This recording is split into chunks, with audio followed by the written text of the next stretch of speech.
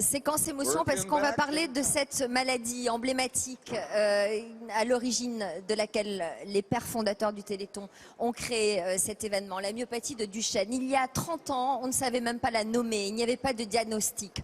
En 30 ans, les espoirs sont considérables et se concrétisent puisqu'aujourd'hui, il y a 29 essais sur cette maladie, différentes pistes thérapeutiques. On va en parler aujourd'hui.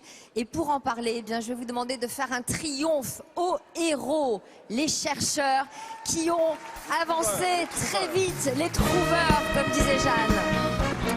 30 chercheurs, 30 héros auxquels je vous demande de faire un triomphe.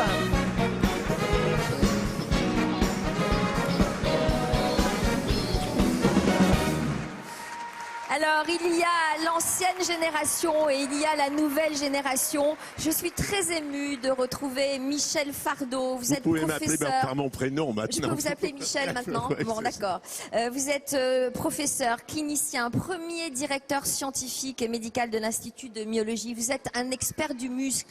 Est-ce que vous pouvez nous parler de cette maladie terrible, cette myopathie de Duchenne?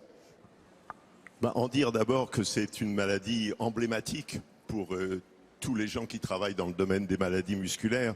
C'est une des plus graves, une des moins rares, et c'est une de celles sur lesquelles les chercheurs se sont le plus penchés, le mieux penchés, et les choses ont beaucoup changé, sont en train de beaucoup changer, chers Comment Sophie. les recherches ont-elles commencé sur cette maladie?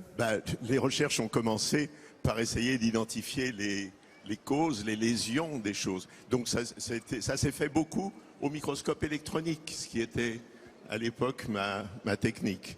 Et puis ensuite, les généticiens sont arrivés et les généticiens ont complètement transformé les choses dès qu'on a pu connaître la localisation puis l'identification du gène responsable. Donc ça, c'était la carte du génome, c'était en 1986. En 1900.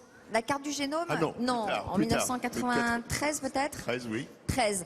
Alors, et puis alors maintenant, on parle donc de généticiens, de génétons, on parle de thérapie génique, de vecteurs. Bref, grâce à vos dons et à la mobilisation du Téléthon, les améliorations sont considérables.